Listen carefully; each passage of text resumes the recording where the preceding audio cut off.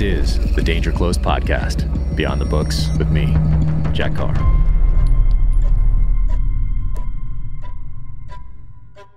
Welcome to the Danger Close podcast, an Ironclad original presented by 6 Hour.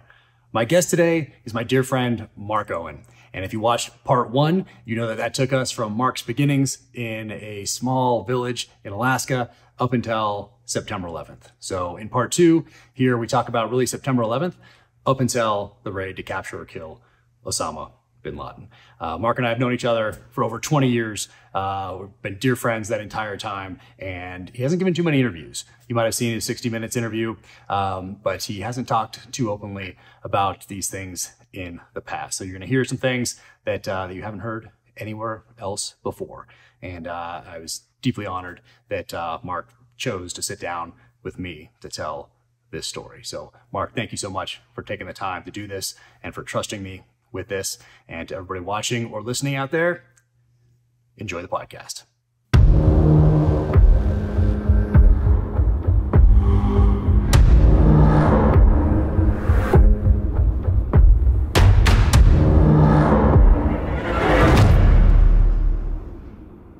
By the time my second deployment was rolling around, right, 9/11 happened, focuses on Afghanistan, they're already starting to shift focus into Iraq. Mm-hmm. And so my second deployment was to Kuwait, and Kuwait up into...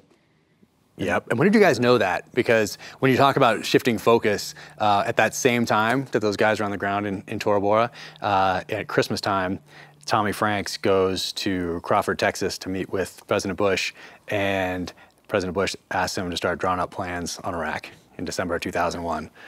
Wild. So you get back from that deployment, you get back in like February, March timeframe, 2002. Sure. And then you hop right back into a workup right away. Cycle. And go through the full, did you get a full workup out of that one? Or was it was 12 months. Yeah, I think it was a little less because then short. Iraq kicks off. And and you guys, when did you guys know that you were going to go? It was back and forth like of when, typical. Where we were going, right. Typical stuff. And then the last minute, they're like, okay, you're deploying to Ali Salim, Kuwait. And then, you know, the initial invasion was getting ready to go down. Team 3 was just doing the go plats, that type of thing. So we flew to Kuwait and then sat there. And then, you know, my first real mission ever was out of Kuwait. It was out of Kuwait right at the beginning. And then you guys set up shop in Baghdad? Yeah, we did that first mission, and then everything was moving so quick on the ground in Iraq. It was, boom, they cleared up into Baghdad within, a week or so, whatever it was. And so then, boom, we dropped in at at BIOP, and then I spent the rest of my deployment in BIOP, the Baghdad International Airport, running Team 5 type stuff out of there. Yeah, you guys are just doing DAs out of there. Did you fly in to BIOP at that point? Yep. Yeah. So you fly in, you set up shop there. And, fly in, set up shop. Got the old Humvees from Team 3 as they left. Yeah. And that was it. Did the high five with those guys? And yeah, no turnover really. It was, hey, and think about it. Nobody in my platoon at that point had zero combat experience. And so it was, learning curve was vertical and just figuring it out. We're doing a decent amount of DAs for early on. Totally. Nobody ever thought we'd do that many, period. This was all new. We didn't know really what to think. And here we were doing them semi-regularly. Yeah, but at this point you have embedder radios have come in. We now have embedders. Okay, you got Never had those before, right? We had the Prick 112s you had to put in your butt pack. Oh, man. You did have those at this one? Again? No. Oh, yeah, those are gone. No, but I remember early on you had to carry a Prick 112 in your butt pack. Oh, my gosh. Yeah. So those are gone. Now we got embedders. We got body armor. Got body armor. We've got helmets. We've got some night nods. Vision. Yeah. And we've got AT-PEELs. Okay. They're not even PEC-2s. PEC-2s, yeah. Okay, so you got that stuff. Yeah, we've evolved a ton in a couple of years. Yep, boom, exactly. Got quick. Now we're essentially a year and a half at night with body armor. Okay, check. There you go. And then your gun trucks, are they armored at this point? Or no, I remember. Thin skin. I went to BIOP, cut a whole bunch of metal off old shit they had laying around the airport. We built running boards on the side of the Humvees so you could literally hang on the outside of it, SWAT team style, and roll up to the front of the house. And because the ID threat. So stupid in hindsight. Well, the ID threat didn't hit. It hadn't picked up yet. Too heavy until, it really picked up steam. I want to say, obviously 2004, 2005, 2006. But I think 2004 when you really start seeing them? Right as we were leaving our deployment was in Iraq, the IED threat was going up. Yeah. And then by all my other future deployments back to Iraq or even Afghanistan, mostly Iraq was all helo-based assaults at that point. Damn, that's wild. And where are you getting your intel? Like you're in there for the first, this is really, you hadn't been, nobody in your platoon had been to Afghanistan, and this is the first time really that you guys are doing sustained combat operations since Vietnam, because really a lot of those lessons from Afghanistan hadn't filtered to regular teams yet, hadn't been passed along. We hadn't figured out how to pass along lessons. We didn't have our integrated intel teams. We didn't have nothing. Any of You're that. there on the ground, and how are they expecting you to go prosecute targets? Like, how are you figuring out? Agency was coming down, and they'd give us targets, and then we were the action arm for the agency. And they're giving you targets based off strategic level intelligence that they're like, you're not getting jaywalkers at this point though. You're getting, I don't know. See, you don't know what you don't know, right? Yeah. I'm an E5 on my first deployment in Iraq, and some agency folks come and say, okay, bad guy lives here. I got a source. Like, okay, I'm not as worried about where he's getting his intel. That's what he does, part of the team. My job is to do this, and so I was more worried at that time of like, okay, what's my job to do? He's got his job, he's doing his piece, I'm doing my piece, and we'll go do these together. Right. Were they all the deck of cards and the high up? No, because that's what all the tier 1 guys were doing, and we were team 5 at that time, and so we're getting the lower stack of the cards if we could find somebody on the deck. Otherwise, it was chase the facilitator to get to the boss. Interesting. So do you have an intel guy that's like working with the agency that's putting all these packages together or anything like that? Or you're just getting, so you're actually getting handed. So interesting. Because I remember about a year later, we really started thinking about generating our own intel, ground level intel, tactical level intelligence, running our own sources, that sort of thing, and not relying on I think too, nobody was sharing a lot of stuff early on either. I mean, I saw a huge change through my career of just the interagency sharing of intel. Right, we probably created our own intel services back then, is because we weren't getting fed anything from anybody else, and if we were being fed stuff, it was just what they wanted us to know. And that's not a good partnership, right? Yeah, no, and it's interesting when you go back and then read those Vietnam books that we were talking about earlier, but read it through with the eye of this experience over the last 20 years. You can see that they did similar things in Vietnam. Like they were running sources, and they were figuring out these ambush points and all the rest of it. Like they were dragging people back and interrogating them, and then going out again based off what their own intel that they were generating at that tactical level. They weren't waiting for the agency, and so we saw it kind of and we saw that kind of morph again after September 11th, after the first year, 2 year, 3 year. Then okay, now we realize, hey, we got to start generating this stuff really on our own. Like, what's the job of the agency? What's the job of us here at the tactical level? And it wasn't just us. It was like the Marines do a very good job at that with their human exploitation teams or whatever those guys are called. I think that was the biggest eye opener for me when I went to my previous command. A little more of a big league type setup with the right support and the right funding and the right infrastructure. And so, what we found out really quick is if you have all those pieces to the team, you can action these targets that much quicker. And if time is of the essence, right? If we're slow, we're losing this. So we have to be quick and be self-sustained. And so. That was amazing. That's your first firefight over there, essentially? Yeah, Team 5, first time getting shot at, first everything, right? Big learning curve. We're lucky we didn't get hurt. We're lucky. I mean, our first mission flying helicopters to the X, like literally to the X over a dam. We clear the thing, thank baby Jesus, nobody was there. But the next morning the sun comes up and there's like literally AAA positions all the way around the dam. Multiple positions. A teenage girl, running the AAA could have shot us down in a CH-53 fast roping onto the X, 50 yards from their gun emplacement. And we had no idea the gun emplacements were there.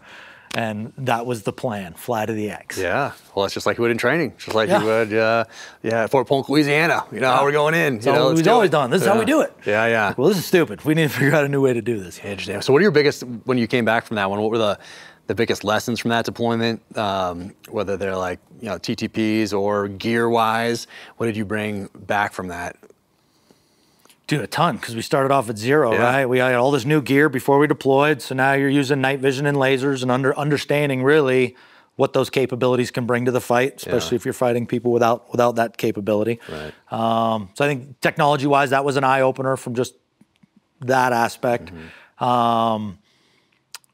doing a couple real missions now, right? Before it was all training and make it up in your head and these big elaborate E&E plans and all that went out the window. And right, things just started getting a little simpler because we were planning for a real mission, not a hypothetical. Yeah. And so I think we got cleaner at our mission planning. And I mean, at that point, I had screened prior to that second deployment. So I was you already picked up and you knew you were going Well, East I was Coast? fingers crossed on that deployment, waiting to get the word if I was picked up to go out east. Yeah. And I got good news towards the end of that deployment. So as soon as we came back from that deployment, I had 6 months till class started. So they put me over at Group 1. I worked like R&D for 6 months, all the gear stuff. I remember. Which was great because I just came off that deployment using all this new gear and was able to spend a handful of months helping Group 1, and then I moved east.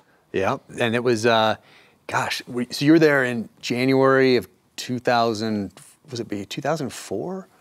Like, when did you call me from Vegas and say, I'm at SHOT Show, come out here, fly out here right now? Was this when I was already at the command? Nope. No, it was 2003. It was Team 5, 2003. And so I'm new, that's right, because I'm new at SEAL Team 2. I went to OCS and, learned how to fold those clothes again. And now I'm an officer and you call me at night. Like, you call me at 6 at night or something. And you got to get out here. And so I'm like, okay. And then I called my ops boss at the time. I'm like, hey, I want to go to this thing called SHOT Show in Vegas. Is that cool? And he was like, yeah. And they never say that anymore. Awesome guy. And I think he's still in. And I was already learning a ton from him. And he's like, yeah, go check it out. I'm like, roger that. So I think I flew out that night. Pretty sure you did. I want to say I flew out that night, and with the time change, there was a direct flight, and I got there and met you at some party for like HK, and I was like, what on earth is going on here? Like, you're at the top of some, I don't know, top like of the hotel, stratosphere. something. There's HK weapons everywhere, and then like back then it really was semi-undiscovered for team guys. Like, it wasn't what it became, but it was so cool to get in there and to see all that stuff. And back then, I'm sure you remember, that tactical section was like probably not as big as this room that we're in right now. And that was the tactical section of SHOT Show. Everything else was Cabela's and, shooting, hunting, outdoor trade show, not tactical. It was fishing stuff. It was bass, all that sort of thing.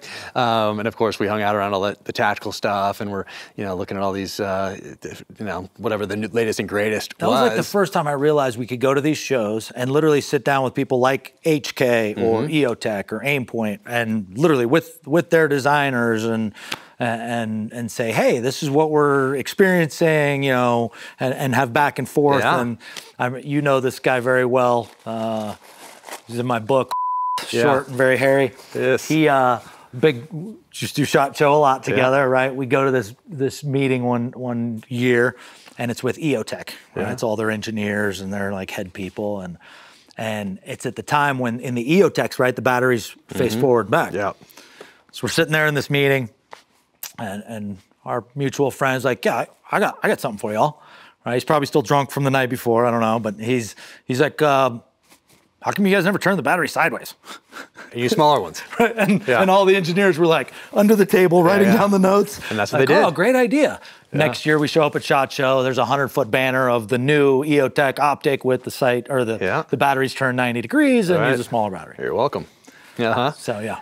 Yeah, that was great. That was awesome. And it grew into that when you guys were there, and I would go back every year and meet you there, and it was like our thing that we always did, and I only missed them if I was on deployment. Yeah. But that first one was cool because it was just us. Yeah. And like maybe there was some guy who wasn't really a gear guy from some command, maybe wasn't even a SEAL that was out there that didn't really care, didn't know what he was doing. But for guys like us, like that cared and were already tweaking our gear on our own, like in our garages, or going finding the guy that knew how to sew, to do whatever.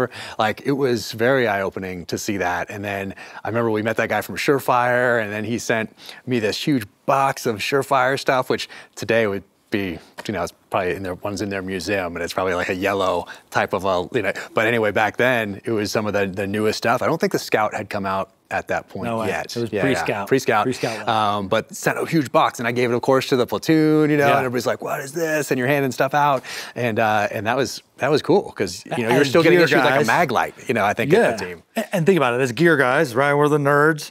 We're into this stuff. Now we have access to go to the shows, actually talk with the manufacturers, and they would be responsive, put in additional tweaks, and then this is gear we're using on the next rotation. So this is gear that we're literally designing, using, implementing in a very short timeline, and this is gear that's saving lives. So I enjoyed that. Oh yeah, I thought that was great. That was super fun. That was great to go out that first time, and then to see what it grew into. One that tactical section, but then two, like how many more team guys would come, give their input. Yeah, some maybe just had a great time, which is fun, which is wonderful. But it was like a reunion. Like it was so fun during the peak years before it got, before things got shut down, essentially. Too much fun, I guess, out there. But it wasn't only fun. Like you got to see why I wanted to go all those years after you introduced me to it was because I wanted my guys to have the latest and greatest. Anything that was going to help us downrange. If it can save your life, why wouldn't you put the time and effort into making sure it was the best possible piece of equipment you could have?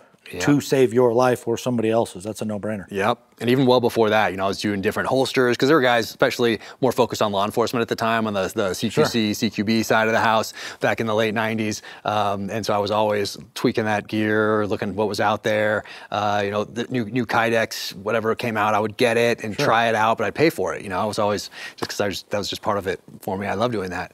But being able to go to SHOT Show and do that, I think it was hugely beneficial for, obviously for those companies, but also for us downrange. And you weren't just getting handed something by supply. Yeah, it was definitely a win-win. It'll be interesting to see over these next 10 years, 20 years, how things evolve based on, what we're going to do. Or if it's going to be like Vietnam, like when we got to Team 5, we got issued Vietnam era stuff. Yeah. Because it was pre-September 11th, and that was the last time we were in sustained combat operations. And so I wonder if it'll be the same for guys 10, 20 years from now. Are they going to get kind of what stops now? I don't know. I think it'll probably evolve a little bit more. I mean, your kit sitting here, right? I helped design a lot. I think I gave that to you. I know, that's why I got it. There's still people rocking that, and that's from 10, 15 years ago. Yep. So I don't know. I remember you gave this to me in 2008, I want to say, and nobody at the team had seen anything like this before. And of course, you had it, so you got it all set up. We got it all set up like that with this stuff, and I love this thing. I love this setup. So I still have it. It's still my go-to to this day. The tourniquet fell off a little while ago because the rubber bands got all but it's more like a museum piece now, more like memories and everything. But you got to tweak all that stuff because then you go to your new command, and you go to this thing called Green Team, and you are under the gun for 6 months. That was the longest break in my entire military career. When you were at 9 months of selection and training, if you can call that a break. Yeah. But yeah, longest period not deploying. Yeah. So 9 months, you go through that. That's a major. That's stress. That's a lot of stress. If Buds was stressful. Here's the way I'll compare them, right? Buds was the kick in the nuts every single day. Yeah. Just wanting to get you to quit, right? Run that way as fast as you can. Okay, check, I'll run that way. 2 push-ups, don't quit, 2 push-ups. Selection and training was more about, okay, perform this tactic at this level, and if you are not meeting that level, you're gone. And so it was tactically more stressful than just don't quit, right? Nobody's quitting selection and training at this point. You're all vetted before you get there. Yeah. So nobody's quitting, but the stress level, I think, and the stress level you put on yourself is greater than anything, right? Because here I am volunteering for this new program. I don't want to fail out of it. So the internal stress you put on yourself makes it a lot. And you've been thinking about it, you've been thinking about it for so long, and now it's here, and now you're in the middle of it. And of course, we're neighbors at the time. We're in Virginia Beach. I'm at Team 2. You're going through selection and training, and we get to hang out on the weekends. We're not on a trip or whatever else. But that was crazy. I mean, that was and the war's going on, so guys are coming back from that to be instructors that now have serious experience in that are part of your cadre, and it's not just based off. What was cool, I think, at for me, right, going through BUDS, when we went through, there was nothing going on. It was training for the hypothetical, for the what if, for all the stuff we read about in the books. Yeah. Now we've done it. Now I'm going through selection and training. Everything's going gangbusters at this time. And if anything, everything's still spinning up. And so I knew without a shadow of a doubt, as we finished up, our selection and training, there was a group going to the squadron that was deployed already. So they were graduating green team and flying over. Boom. So awesome. So that is awesome. So you knew where we were going to be busy. Yeah. Yeah. And how did the CQC part of all that training go for you? Great. I mean, I love that stuff. That's I like it. I like angles. Yeah. The gun was always I like the chaos. I like all of that. So for me, right, there's only so good you can get at a Team 5 level where every year you have a set of new guys coming in, right? And that's just the name of the game. You always got to stock it with new guys. They're younger SEALs across the board. And so every year you bring in new guys, and so you've got to make sure the training can meet those new guys' level without blowing them out of the water. So it gets really hard to take this group and make them ninjas if they're constantly having high turnover and bringing in people with no experience. So I think once you got to my previous command, now everybody, your newest guy has a decent amount of experience. Your senior guys have ridiculous levels.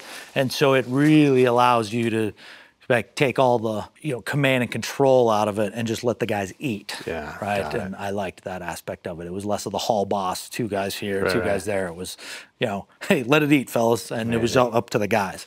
So that was much more my speed. So awesome. What was the hardest part of those 9 months for you? Just the constant mental stress of being like, man, I really want to make it through this program. And there were guys getting weeded out all the way till the final weeks. What was it like walking in then to find out the squadron you're going to, and then to walk in to that place with guys at this point who have some serious experience from the previous 3, 4, 5 years at this point? What was it like to walk in there? I mean, everything I dreamt about, I was like, I felt that, right? I read all the books, like, okay, what's it going to feel like when I check into the second deck? And it was a big deal, right? You finish training, like, wow, okay, I made it. I'm still on probation for another year, but hey, they're busy, right? A lot of my green team instructors are now going back to the squadron and are going to be team leaders in the squadron. And we were going to work, so it was check in, and we did 3 months of training and then deployed. And did they make you the gear rep or right off the bat, or what were you right off the bat? Pretty quick. They realized that you had an eye for this sort of thing? Right, whether they assigned me to gear or not, I just morphed and helped, that was my thing. So I just got very involved there. So, right, I was a point man for my team, and then, kind of the supply, R&D, research and development rep. And so, that's where it all kind of started. That's amazing. It was, and for me, it worked out very well too to have you in that position, because then I got a couple of hand-me-downs, I guess is the best way to say it. So my rifle, my kit was always like next level. Well, and think about how much the gear was evolving, period, across all of NSW at that time, right? We just talked about Team 5. We got lasers and night vision and all body armor, and then the evolution of gear and everything was just vertical for the next 10 years. And so, especially at my last command, right, we had the ability to design stuff, customize it, you name it. And so friends of mine were well taken care of. Yeah. I remember. Do you remember the dock sites when those came out? I think it was right before you got there, and like my core group from SEAL Team 5, when I went to OCS, they went to their green team, and as they got out of there, I'm now finished with OCS, so they're getting to their squadrons around the same time I'm getting to SEAL Team 2, and so I got like the dock sight, which is a reflex sight you could mount either on the side of your rifle, or you could put it on another mount on top of your ACOG at the time, which is pretty cool when you had a gas mask on, because it put you like like right there, and you had a red dot. But people were like, what is this thing? You know, like what is this merging of worlds of competitive shooting and tactical shooting, and what we're learning from downrange and what we need, and technology's moving, and we're always trying to exploit all our technical and tactical advantages as we do all this, and the enemy's adapting at the same time. So it was a crazy time to be in, I think, especially when you're studying the enemy, you're studying gear, you're studying tactics, and now the responsibility isn't just because you can have a cool new piece of kit to do something more effectively or efficiently. It's to adapt faster than the enemy, to outthink the enemy, to do something that's going to give you that edge when your brothers to your right and left are depending on some of that information and some of those tactics to come home safely. And our whole life was that cycle, right? There was no free time. There was no very little vacation time, if any. So, right, my whole world was around deploying. So what helped you on deployment? Gear, equipment, tactics, you name it. So that was live, eat, sleep. Yep. No, that was awesome. I loved having that. And I had done a little work with your previous command just to get a little experience from SEAL Team 2.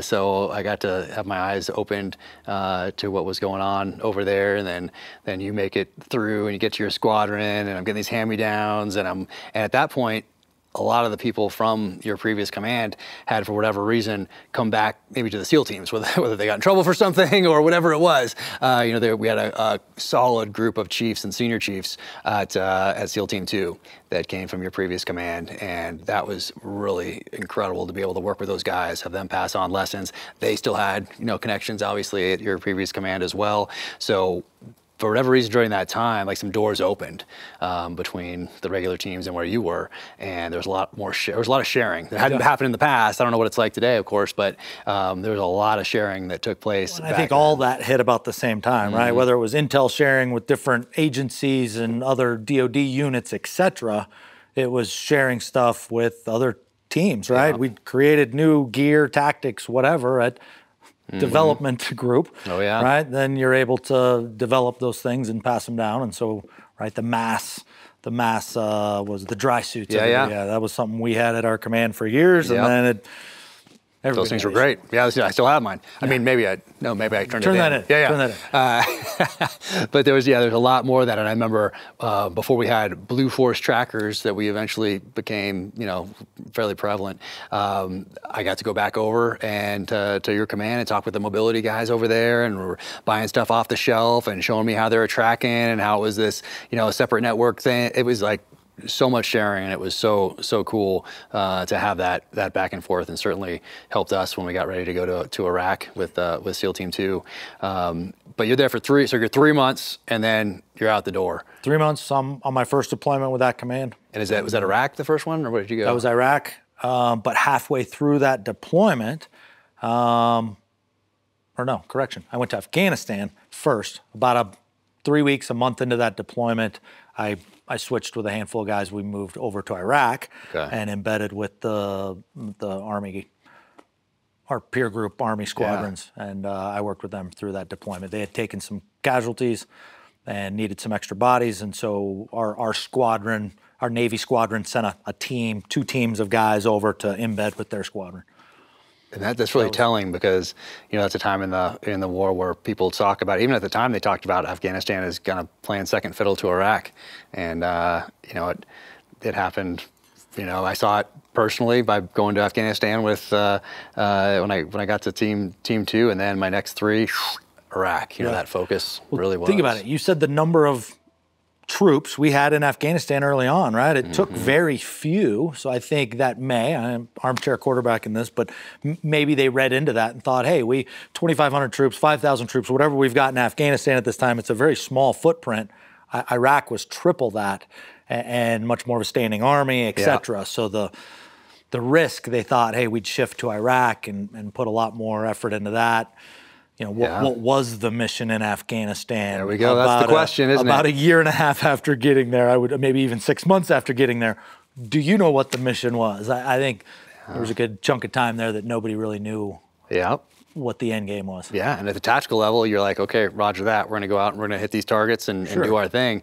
But then if you take a breath, even if that's your job, let's say if you're an for Marine and you're clearing some province somewhere, you can still ask that question like, what are we doing here? Is this now the war on opium? And why are we, who are these guys? Are these Taliban? Are they like terrorists? Dirt or farmers. are they, are they a farmer that just wants to make some money here? That we're like, there's, exactly. And we You're flooded hitting Iraq. targets that are growing poppy to pay for their family, but it's the highest grossing crop that they can grow, right? They're not. It's a perfect climate for it. It's a big mess. Perfect climate for it. Nothing we did to eradicate really helped, but and the focus shifted to Iraq. And the number of troops won, who they sent there, and then when it started to go downhill, they grab you from Afghanistan and they throw you in there with your army counterparts Which just was, to keep hitting. From an experience standpoint, phenomenal. Yeah. Right? Old school rivalry. Yeah. Old school, right? And I saw that growing up in the teams, right? The old guys would always talk smack about everybody else. At this point in the game, everybody's working together. Yeah. Everybody's doing the same thing, right? We may be Army, Navy, whatever. Does not matter. Phenomenal experience. I still keep in touch with a lot of the guys that I worked with there. I learned a ton from them. They accepted me in with open arms, and it was, there was none of that. That's awesome. Other than a group of guys working together. And are you Baghdad or are you Ramadi? Where are you at this point? Baghdad. You're Baghdad. Baghdad. So we were the little bird team doing 1-2 hits a night for That's legit. 2-3 months in a row. That's amazing. And did they have some other stuff that you didn't, like the gear sharing and the tactics sharing and all that sort of things? I remember you brought, it wasn't that one, it was the next time, because when you get back from this deployment, then you actually go down there, right? Is that when you actually go? Yeah, I'd never even been to their unit. To their compound and do yet. some stuff, and Yep. and then you deploy with them again, right? Nope, I never did. Oh, just that was the once. one. Just Okay. the once. Okay. But flew back from deployment with them on their bird, right? Flew into, Bragg. My aircraft picks me up, and I mean, just I can't say enough good things about these guys. No, that's amazing. I have a lot of great friends that were in that unit, and nothing but great things about both of you guys, obviously. Do you remember the shirts back then? Because it was still, I forget if we're all-tan or whatever it was. Remember Paraclete? Oh yeah. I don't know if they're still around or not, but I remember you brought me back a Paraclete shirt. And I was like, oh man, this thing's awesome. It was before the cry started. Right, it was before cry came in and we started, getting those. And of course I got the cry set up before anybody, which was awesome. Of course. Thank you very much. And you got the solid tans got it too. all. Yeah. I had the full on setup, which was amazing. Had the tans, had the whole thing. But I remember the Paraclete, that's what I wore all through Ramadi. And, and I'm so angry to this day because, I had all the gear that had to come when I got out, had to come to our garage, and it wouldn't fit, so in the backyard. And then I couldn't leave it out there, so I moved it to a friend's garage, which was just a couple blocks over. And of course, life got busy. I get out, like all these things start happening. I'm writing, I'm doing all this stuff. And we move here to Park City, and he gets a divorce. The stuff goes to the wife's new house, and guess what? It's all gone. Yeah. So my Paraclete shirt is in with that gear. It needed to be retired. Oh, I'm so mad. Because that thing was legit. I wore it all through Ramadi. Yeah. Yeah, that was about the time when it became cool. It was too hot, right? We instead of wearing the cami tops, right? That about the time Cry was coming out. They had the wick away stuff. We cut the sleeves off. Yeah. But it was, hey, just do a t-shirt and put some Velcro on the sleeves. Yeah. Yeah, that was cool. I remember they had a thing you could flip up the collar and had a little Velcro across here for the rubbing or whatever. I mean, it was awesome, and they had some stuff for aircraft. I think it was that was really cool. I remember those guys. I don't even know if they're still around, but hopefully they are. I think it was a solid group of I think it was SF guys that started it or something like that. But so you do that, you come back, you're back at the command, and going into another turning and burning at that point, right? You come back, you do your schools, do standby, deploy again, and that's every 6 months you're deploying. So it's a quick turn, right? It's not like Team 5 where you're waiting a year to 18 months between deployments. It's 6 months, and of those 6 months, you've already been gone 4 of them anyway, training, whatever. So I loved it. So it was living the dream. I'm a new guy at the command. The least amount of responsibility of anybody is the new guy. Carry the heavy shit and make sure you're on time and know your department type stuff. Yeah. And then just loved it because at that command it was not a lot of micromanagement. It was, hey, run with whatever you want to run with, just be an asset. So any lane that I was interested in, I would run down, and then it was just continually deploying. And I mean, that probably the next 5 years went by in 10 minutes. Just, blink of an eye. Yeah. Man. And from those early ones, what are some of your main takeaways when now you're going in and you're hitting these targets? We go from, dropping right in on the X to maybe doing some offset type stuff. You're out-thinking the enemy, or they're adapting to you. What are you coming back with from these deployments? I think the one thing I learned then, and I still apply it to this day, is just evolve. Always evolve. Never be, and I've heard you say it, right? Never get comfortable in your fighting position, right? Always find a better. Always improve your fighting position. Always improve your fighting position. So that's it.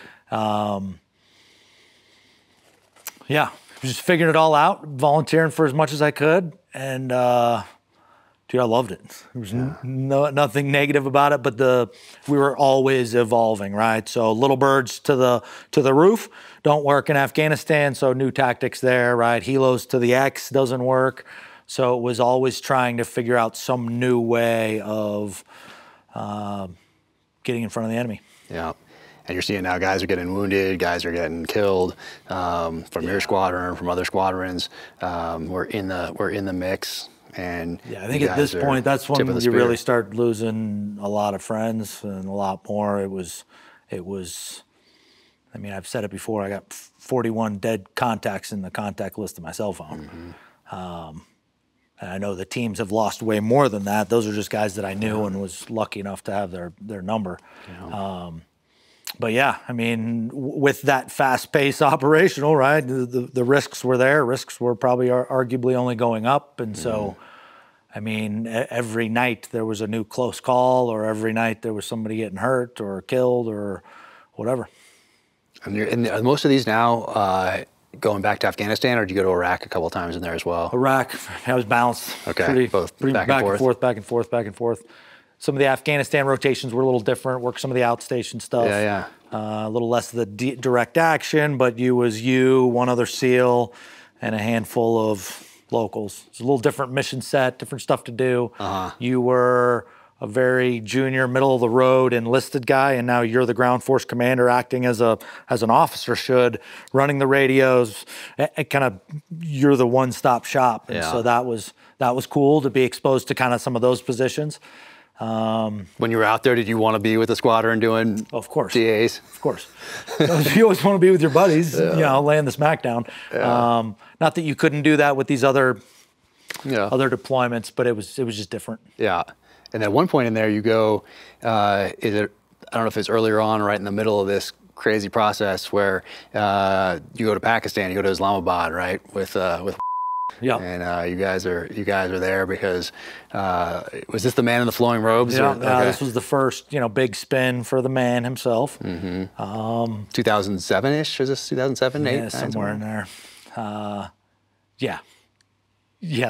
whole thing was just a mess because I think they just kept delaying it based off this intel that who knows even how accurate it was, but it became this like, hey, this is the first closest intel chance that we've got the man. And so I think everybody wanted to be involved in it.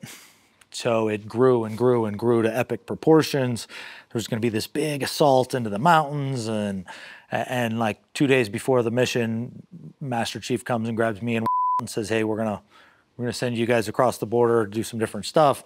Coordinate with our allies on the other side of the border. Yeah, allies, key word.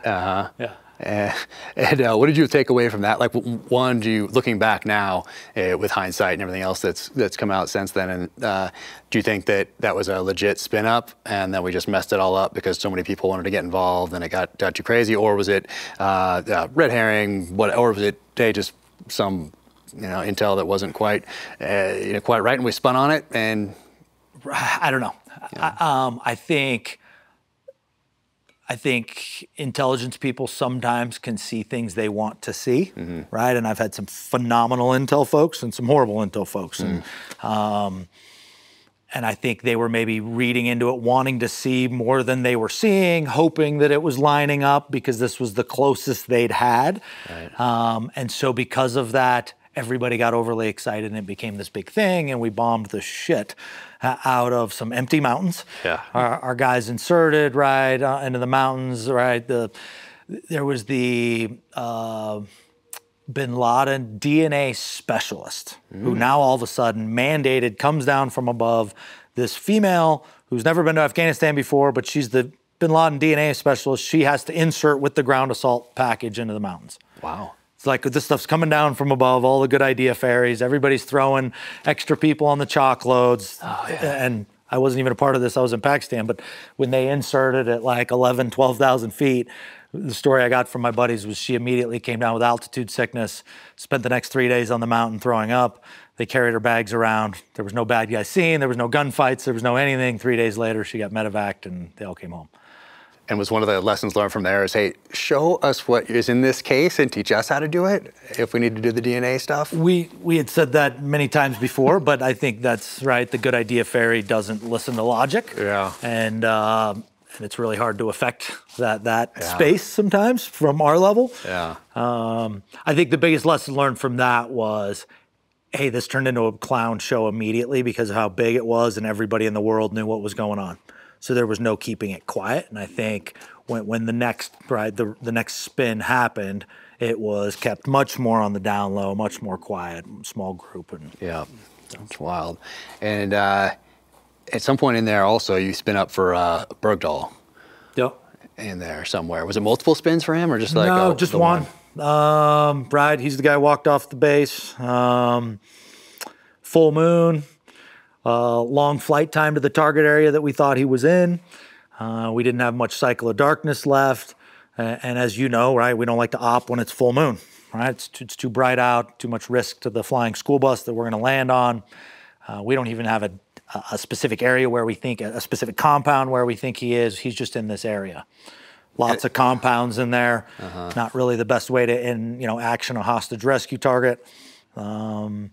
But it's an American citizen. At this point, the reasons why he left the base were still a little bit up in the air. So, okay, we're willing to take the risk to go find this American and help him. Right.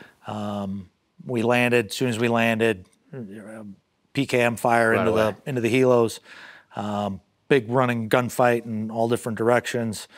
That was the night my team leader was shot, although I've been accused of shooting him so I could take the team. That's not true. No, that was the night Jimmy was shot. Dog was killed.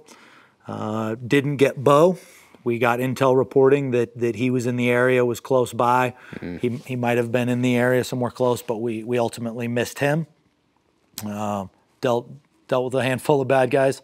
But yeah, that was the Bowe Bergdahl experience. So you guys land immediately, contact. Immediately contact. And is it assault through at this point, or like what are you like? You have multiple compounds that two helos landing, kind of in an L, and gunfire at both helos as we land.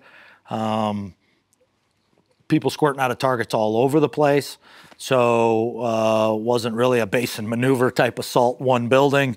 It was very much freestyle. Hey, you and two dudes go chase that group. You and three go here, split off. Not really assaulting buildings. Yeah, I remember that night the guy had a 40 mic, like literally 1 in a million 40 mic shot into the doorway of a building where they were taking some PKM fire into the helo as they exited. No way. And like a running diving shot with his 40 mic and it dropped right in the door. Nice. And that's awesome. Yeah. You don't see those shots too often. That's amazing. But yeah, that's what I remember of that night.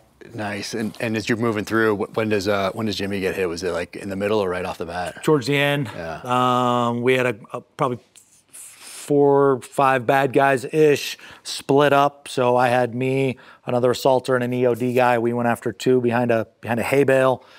Jimmy and the dog handler, the dog and another SEAL, another sniper. I think we're off to our right flank, couple hundred yards. And as they were closing in on their guy, that's when Jimmy got zipped. It's when we dealt with the guys behind the hay bale. Right, I set my sniper out to the left, the EOD guys off to the right, kind of flank, looking around this hay bale, and I was like, all right, I'm gonna go straight down the pipe. with a grenade, try and get the grenade over the hay bale. Dang. And if anybody pops up, I had cross cover. So halfway through my sprint, full dead sprint with my grenade, with my pin pulled at the hay bale, the guys pop up behind the hay bale and the sniper engages, goes through them. You know, remember the backpacks you see guys wear with the RPG rockets on the back, right? It looks like the Star Wars guy. Right, Boba Fett. Serious sniper round went straight through the guy and must have ignited the propellant on one of the rockets because he looked like a sparkler. Like a rocket man. Like a sparkler coming out of his back just as he got hit. I got up close enough to the...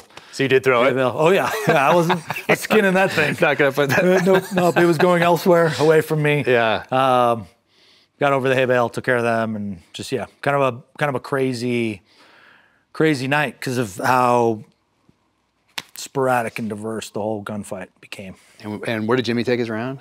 In the leg. And did you fight through at that point, or is he doing self-aid, or what's going on there? They had eliminated their threats in their initial contact.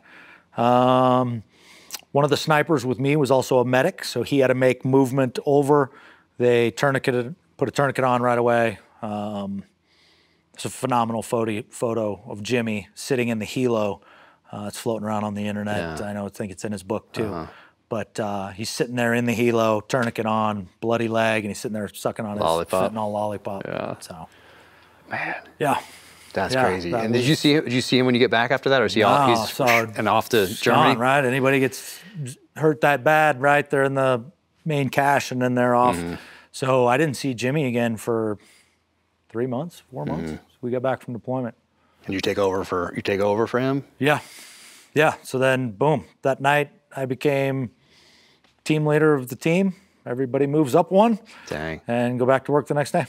Wow. Jeez. Was that the craziest? So so now you're team leader. What changes at this point?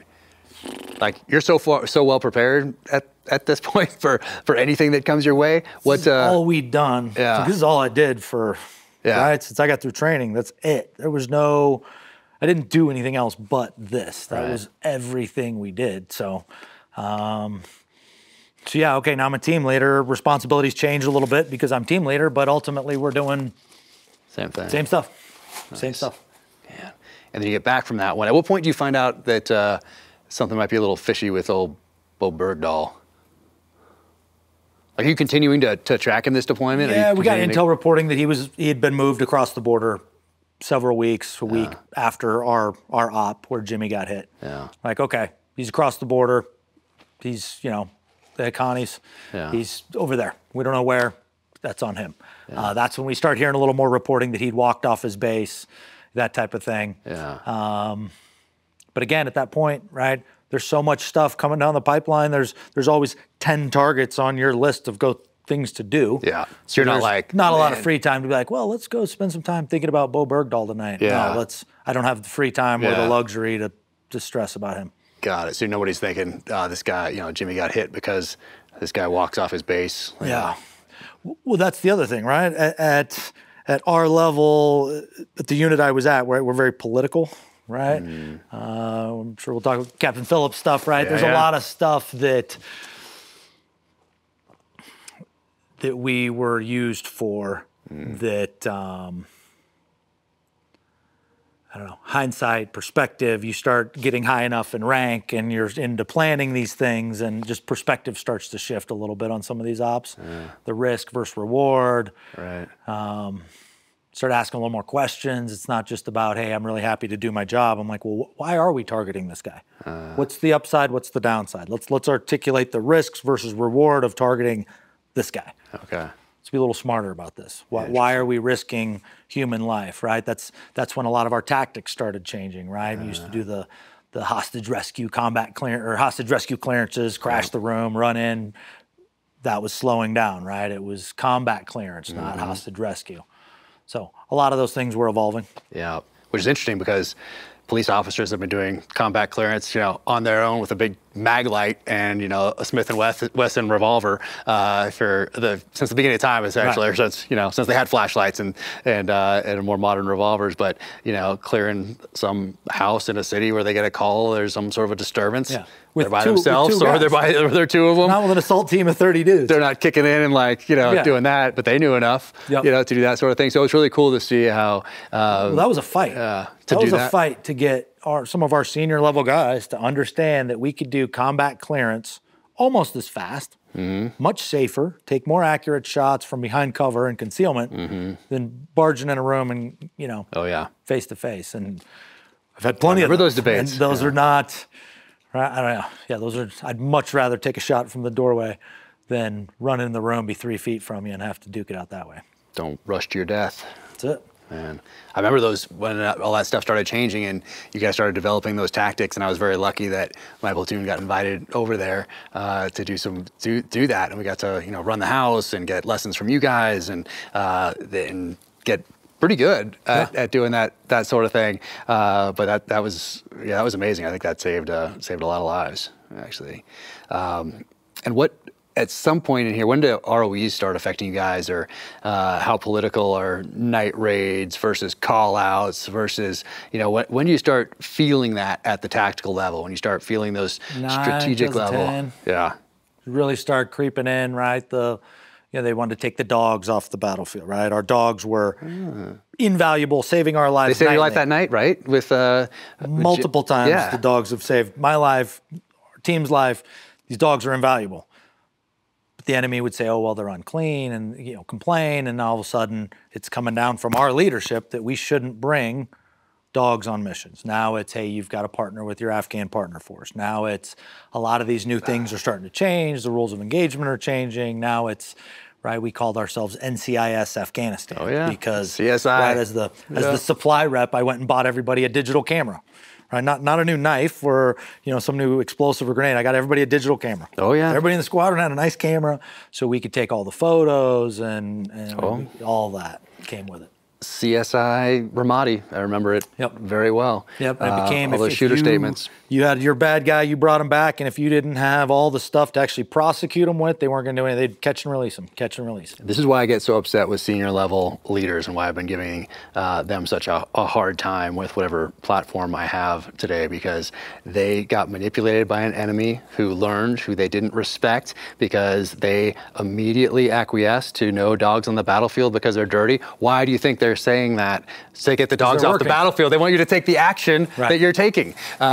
It's like that sort of stuff. I did is insane. Tactical questioning, right? And I can remember there was a period of time where we'd bring our guys back that we'd rolled up on the target, known bad guy, etc. We spent $1 million to go roll this guy up, right? Helos, fuel, everything we spent that night to go get this guy. We get him, we bring him back. And when I turn them over to the interrogators, their first question to him was, were you abused? Yep. Right? Now, if the bad guy that we just rolled up, who barely speaks English, says, yes, I was abused. And this is an Army person or somebody, right? Yeah, Army, Marine, whatever, whoever we turn them over to at the detention facility, they would ask that question. And if the bad guy said yes, I'm not innocent until proven guilty. I'm guilty until proven innocent based off the word of a bad guy. Yeah, people like to talk about this enemy as, stuck in the 7th century, that sort of a thing. Okay, fine. Guess what they did to the best and the brightest of United States military and elected officials? They manipulated us to the extent that the first question our own military asks is, were you abused? Yep. Or, hey, let's get these dogs off because how many lives did they save last year? Okay, fine, but you know what? Our enemy is saying that they're dirty when they go in the houses, and we have to respect what they're saying. You're just getting manipulated. Yep. Like, it's crazy. And then we have some things change, and it's tough when you're looking at these counterinsurgency strategies and the whole whatever else. But all of a sudden, night raids and air assets and all the rest of it, and now call outs. So you're calling somebody out with an S-vest. Don't go at night when you have the best chance of surviving. Why would you do that? How about all these? You go during the day with no dogs and take all your technology away, because you've never lost a gunfight at night with your technology. But let's even the playing field to make it more fair. Exploit all technical and tactical advantages, and then they take those away. And I can see some maybe having a call out in the tool kit, whatever, fine. But now, okay, now we're letting everyone know we're there, and they're letting them strap on a vest, and we're letting them come out, and now we're adapting our tactics to be far enough away, standoff-wise, with these guys coming out with S-vests. And oh, guess what? Not just guys, but females coming out in S-vests as well. Like, to get a little bit closer, constant game of adaptation. And at the strategic level, they knew exactly how to manipulate our senior level leadership, and those senior level leaders let themselves get manipulated. And guess who it affected? Not those guys, you. No, the guys on the ground risking it. And unfortunately, maybe fortunately, right? I was able to see that, and I think that was part of the reason I ended up deciding to get out of the military. Right? Was, hey, I'd done this, I'd sacrificed everything I'd sacrificed, deployed every time, raised my hand the first time they needed to volunteer for 13 straight years, but I saw more and more of these decisions being made, and I had to sit back and be like, okay, wait a second. I'm choosing to risk my life, put myself in these positions, and they're not even smart positions. They're forcing me into stupid positions. I'm okay dealing with the risk. I'm all about the risk. I'm fine. Quantify the risk, put some pieces in to mitigate that risk, and then go knock your socks off. That's your standard assault. But when your own leadership is making it more risky for you for no reason that can be articulated, I sat back and I knew I had an enlistment coming up. I'm like, why? Is this smart for me to sign on the dotted line again, to sign up for another 4 years for this leadership? And especially at the point I'd done everything I had in my career. You had a couple good wins under the belt at that point. But a lot of that, what you're describing is that trust, that trust up and down the chain of command. And as a team leader, or for me as an officer or a junior officer or whatever, but working at the tactical level, like those people that you're working with, to your right and left, you have to have that trust. That's the most important part. And then you have to have trust in that senior level leadership, and they have to have trust in you. That gives you that freedom of maneuver on the battlefield, so they're not micromanaging your every move. But they did not do a good job in fostering that trust up the chain with some of their decisions. Like, we trust them to make the good strategic level decisions and the good operational level decisions when we're talking about some of those things that affect our tactics in Hill, and they did not. Right. They did not do that. Well, it became something where this war had gone on long enough, right? If you were a senior level enough officer, you knew you needed certain things to make general level. And it wasn't to buck the system. It wasn't to open your mouth. It was to write yourself up for certain heroic awards and talk about all your personal achievements and set yourself up for that star, rather than saying, hey, with all due respect, this isn't working. And I have a great example of that. And thankfully, my master chief was there and spoke up. We did a deployment to Afghanistan. Congressional delegation comes over, right? Got the colonel and all the high-ranking folks there, and all the rules of engagement had started to change, and this congressional delegation was saying, hey, are these rules of engagement making it more dangerous for you on the ground? The colonel stood up, gave the politically correct answer of, oh, absolutely not. We're working around it, blah, blah, blah, blah, blah. And every enlisted guy in the room sitting there like, well, that's a bunch of horse shit. And my master chief raised his hand. He's like, well, with all due respect, sir, Congressman, I believe this, and just lays it out.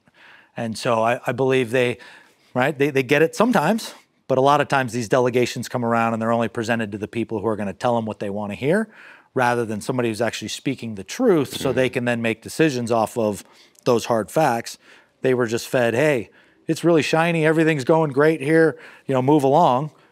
Great, they don't need to make any changes. They just keep going as is. Just do the same thing we've always done. And people don't even need that experience with a CODEL, with a congressional delegation.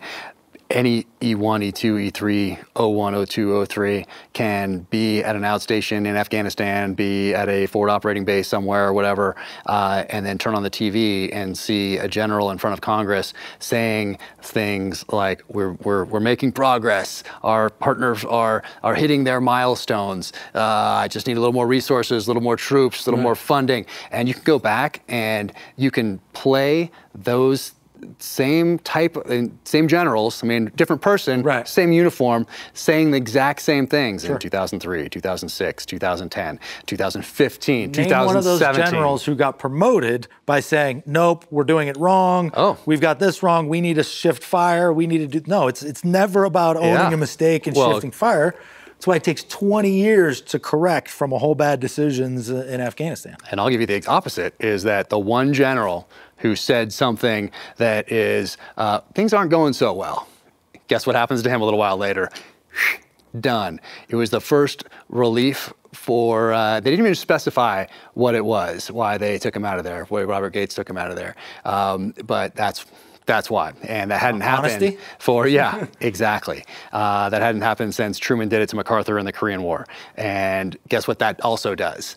That reinforces to every other general or colonel, oh, look what happened to so-and-so. Yeah. Guess where he's not going? Don't to that buck next the star. system. Yeah. So what am I going to do? I'm going to go in there and I'm going to say that things are moving forward. We're progressing. But what's crazy, there's a new book coming out, the Afghanistan Papers, where the Washington Post has all access to these interviews and to the Donald Rumsfeld's snowflakes that he used to send out, and he juxtaposes these things that the people being interviewed thought was going to remain classified, and juxtaposes that with their public statements in front of Congress. Here's the exact time they said this privately. Here's what they're saying to the Americans. So they're lying to the American people. They're lying to Congress. And most importantly, they are lying to their troops. And they probably all made They're another failing. star. Yeah, exactly. And now look what we have. Now look how we just left Afghanistan. So it's so frustrating to see that. But point being, like, you didn't need to be operating at your level to see that. Like, any E3 Marine standing guard, doing the job out there can turn on TV and see the general saying these things in front of Congress, and then can look to his left and see the partner force that he's training and be like, this isn't adding up. Yep. And you're losing that trust between that E3 and that general. You've just completely lost trust. Think about that trust, right? The term trust can't be understated in a combat setting, warfare setting. Right? It's hard enough to trust somebody at the post office, grocery store, whatever, in the civilian world. Now you've got to trust somebody who's going to send you into harm's way and possibly get you killed. Mm-hmm. That's a deep level of trust, or you've got to be able to block all that nonsense out and say, okay, I realize there's a whole bunch of good idea fairies up there. They're not making the decisions I would make. I'm not in their position. I chose to be an enlisted guy. I chose to stay as an enlisted guy and do what I could on the ground, right? Never once did I want to be a politician or an officer in those ranks. So that's why I stayed where I did. So I tried very hard not to get sucked into the emotion of these bad decisions. I tried to focus on, okay, what are the decisions, the tactical level decisions on the ground that I can affect to keep my team as safe as possible? Because that's all I can affect in this space. Outside of that, I have no control over any of this. I'm an E8. I signed up to be here. Yep. Got to control what you can control, and because otherwise you're wasting bandwidth worried about things that you can't. And at that tactical level, those guys to your right and left are trusting you and counting on you to make good decisions under fire, and you owe it to them and their families and to the mission.